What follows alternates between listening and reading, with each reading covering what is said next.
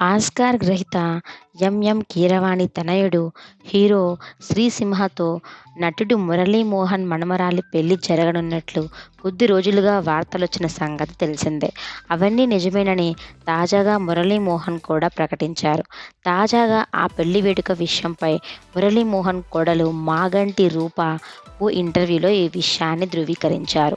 MM Keeravani తనయుడు, hero 'శ్రీసింహ'తో తన కూతురు రాగా పెళ్లి ఫిక్స్ అయినట్లు ఆమె తెలిపారు.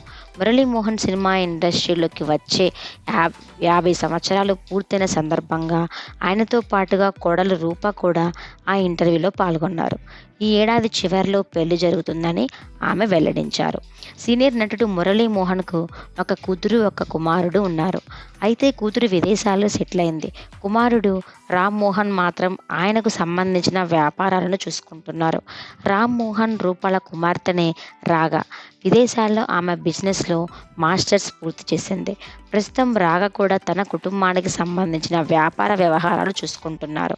ఇక 'శ్రీసింహ' విషయానికి వస్తే యమదొంగ సినిమాలో చైల్డ్ ఆర్టిస్ట్గా నటించాడు. 'మత్తు వదలరా' సినిమాతో హీరోగా మారాడు.